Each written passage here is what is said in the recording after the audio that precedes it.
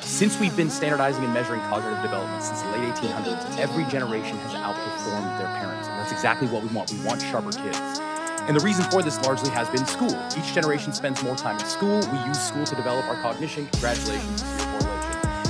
Until Gen Z.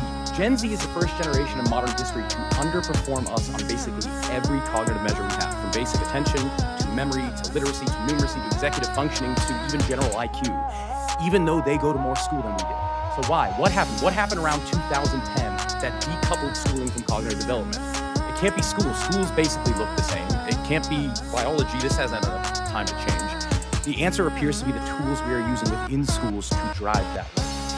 Across 80 countries, as Gene was just saying, if you look at the data, once countries adopt digital technology widely in schools, performance goes down significantly, to the point where kids who use computers about 5 hours per day in school for learning purposes will score over 2/3 of a standard deviation less than kids who rarely or never touch tech at school. And that's across 80 countries. Bring it home to the US. Let's go to the US. We have our NAEP. That's our big data. Take any state. Here's a fun experiment you can try. Take any state NAEP data. Compare that to when that state adopted one-to-one technology widely, and watch what happens. The NAEP data will plateau and then start to drop.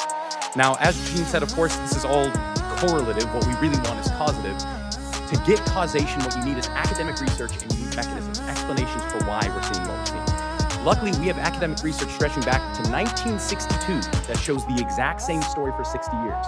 When tech enters education, learning goes down. In fact, one of the biggest ed psychologists right now, Dylan William out of the UK, recently said, ed tech is the revolution that's been coming for 60 years.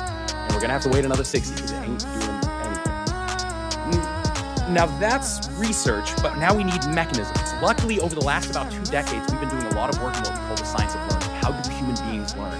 And we now have the clear understanding of why tech does not work for learning, and it is all biological. It's not that the tech isn't being used well enough, we haven't been trained enough, we need better programs. It's we have evolved biologically to learn from other human beings, not from screens. And screens circumvent that process. I won't go too deeply into the mechanisms, they can get boring, but just know they're there if you want to talk about them. So that leaves us with 2 options. Option 1, when you know something is wrong, do better. So we could just say, hey, mea culpa, get some of this tech out of schools, go back to what we know works, some analog methods, cool. Or 2, we could redefine our terms. We could redefine what it means to be an effective learner. I want to end with one quick story here. Think back to your childhood, to your schooling. I guarantee all of us at one point took a test on reading comprehension. And the way it looked is this.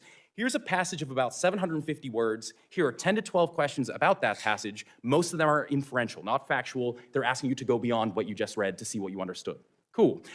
Last year, the SATs had a reading comprehension section.